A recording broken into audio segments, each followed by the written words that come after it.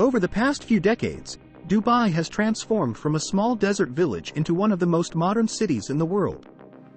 However, Dubai's coastline has become just as fascinating with the addition of the world's largest man-made islands. Some of these man-made islands are so large that they can even be seen from space. But how were these islands built? Are there more islands planned, and how are they not washed away by the tides before we move forward? Don't forget to like this video and subscribe to Amazing World. Let us know in the comments below if you want to visit Dubai and its islands. The concept of man-made islands isn't new to the world.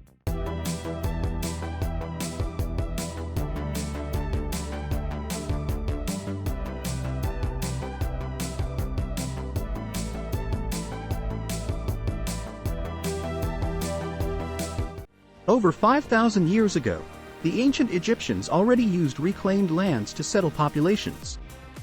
In the 15th century, the Aztecs used artificial islands known as chinampas or floating gardens to grow crops without harming the environment. The birth of modern artificial islands began in the early 20th century when Harbor Island was completed in Seattle in 1909, the largest man-made island in the world. Many projects followed, such as Treasure Island in San Francisco Bay in recent years. Countries like the Netherlands and Japan have built huge airports or even entire cities on artificial islands. Arguably, the most ambitious project to build artificial islands was taken up by Dubai in the late 20th century. The United Arab Emirates leaders pushed to diversify the country's economy away from its oil reserves in the late 90s to attract more tourists. The city has undergone a massive transformation over the last 3 decades. From the tallest skyscraper in the world, the Burj Khalifa, to the most luxurious 7-star hotel, Dubai is now home to some of the most famous tourist attractions in the world. Among all these attractions, they had the idea to extend the flourishing tourism industry to the seas. As a result, the plans for the Palm Islands have announced a cluster of 3 artificial islands so large that they are visible from space. In 2001, the construction of the first cluster of the Palm Jumeirah started. Unlike most other artificial islands, composed of metal and concrete, they wanted to build these islands with rocks and sand, although billions of tons of sand surround the desert emirate. The sand for this island was dredged from the bottom of the Persian Gulf. This had to be done because the desert sand was not of the correct grain size and composition. With the help of GPS satellites, the ships were able to spray the dredged sand at the exact points and thus shape the palm tree shape of the island. However, building something this big in the ocean without concrete and steel to hold it in place is a big challenge. So how did they ensure the sand would remain in position? A breakwater crescent consisting mainly of rocks from the nearby Hayar Mountains was built around the giant palm tree. In addition, they vibrated the sand with big machines so that it would solidify and not give way later, a process copied from nature. That typically takes decades in total. Enough sand and stones were used for the Palm Jumeirah to form a 2-meter wide wall that circled the globe 3 times at an estimated cost of $12 billion. It is the most expensive project in Dubai and opened in November 2008 with an opening ceremony valued at $40 million. Of course, the show also featured the largest fireworks display in the world at the time. So far, it is Dubai's only finished island with an active population of around 11,000 with a length of 80 kilometers. It also doubles the city's current coastline. While the Palm Jumeirah is doing great, other more significant projects have stalled due to the economic uncertainty that has affected the United Arab Emirates and Dubai after the 2008 financial crisis. One of these halted islands is Palm Jebel Ali, whose construction began in 2002. Over 200 million cubic meters of rocks and sand were used to build the island, making it 50% more significant than the Palm Jumeirah. At the peak of its construction, 30,000 tons of rocks were transported on trucks from around the United Arab Emirates to the construction site per day after the land reclamation process was completed in 2007. The plan was to build an infrastructure for these islands. However, the project suffered a major setback due to the financial crisis in 2008. Property prices fell as much as 40%, and the infrastructure plans for Jebel were put on hold. The developer even ended up giving refunds to some investors in 2011. There has been scattered progress at the site in recent years. However, the leading developers remain confident that the project is still alive. Yet another island project that has been stopped is the Palmyra, which is by far the most ambitious. The island was announced in 2004 with plans to make it at least 10 times bigger than the Palm Jumeirah's volume of sand to be dredged. It was 1 billion cubic meters, almost equal to this lake's volume in Switzerland. This is 5 times more than for Palm Jebel Ali. By 2007 they had already completed 20 of the project, but similar to the Palm Jebel, all work on the project was suspended in 2008 in the wake of Dubai's property market crash. In the meantime, the developers came up with a revised plan. Aimed at saving costs and time, the project was renamed the Deira Islands, which would be a collection of 4 smaller islands with a reduced sand volume and rock footprint but an increased land area. The updated plans were unveiled in 2013, and the land reclamation process is already complete. A 5-lane bridge connecting the first of the 4 islands to the city was completed in 2016. Deira Islands were finally opened for guests in December 2020.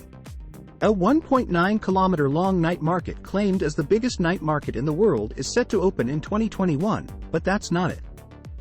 Dubai had even more artificial islands planned in 2003. The World Islands project was initiated, which was supposed to be a collection of 300 small islands based on the world map placed at a distance of 100 meters apart from each other. Each island's name and the area are based on the country it represents. The enormous project adds over 232 kilometers of new beachfront to Dubai's coastline, which is more than 3 times the length of Dubai's initial coastline. 60% of the islands were sold to private constructors in 2008. But construction for most of these islands did not start due to the global recession. Only 2 of the 300 islands, Lebanon and Greenland, were completed by 2013. However, the plans for the World Islands were revived when the Kleindienst Group began developing the 5 billion Heart of Europe project, which includes 6 islands that offer visitors a world-class European experience. These include the islands of Germany, Sweden, Switzerland, and Venice. A heart-shaped island inspired by the Maldives is also part of the project and will provide couples with the world's most luxurious honeymoon getaway phase. One of the projects has already been completed, and the first people have been able to move in since December 2020. But there's even more.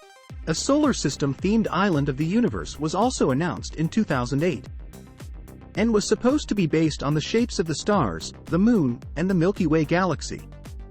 However, the project was put on hold in 2009 and later removed from the developer's website. While the universe didn't materialize, the recent success of Bluewaters Island shows the potential that Dubai's man-made islands have as tourist attractions.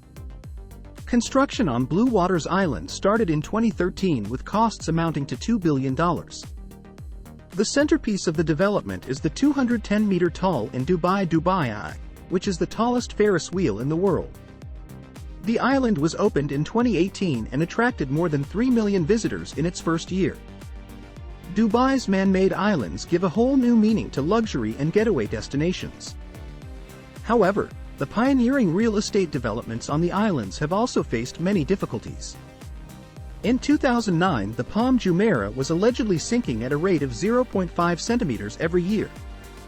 The project developer disputed these claims and revealed that it was actively working with its team for engineers to eliminate the dangers posed by the sea. Despite the efforts, multiple forecasts have predicted that these developments will be completely submerged in water as a result of the rising sea level in the coming decades. Another huge challenge for the megaprojects is the shrinking demand in the property market and unstable oil prices. Several construction delays were observed in the aftermath of the 2008 financial crisis, and the continued impact of the COVID-19 pandemic threatens to derail these projects further. The economic downturn has meant that many of the islands remain in search of investors to meet the real estate demands of these ambitious projects. The islands have also attracted criticism for being harmful to the environment. The process of reclaiming land using modern infrastructures has caused an ecological imbalance. Some reports have shown that the construction of the man-made islands has eroded the coastal soil of Dubai and caused other long-term environmental issues amid the rising challenges. Dubai is banking on modern technology to mitigate the environmental effects and is continuing to motor ahead with its plans. The developers remain confident that the projects will overcome diversity and reshape the United Arab Emirates economy by making Dubai the prime tourist destination in the world. What are your thoughts on Dubai's man-made islands? Would you like to visit them? Let us know in the comments below if you enjoyed this video. Make sure to hit the like button and subscribe to Amazing World. Thank you very much for watching, and we'll see you in the next video.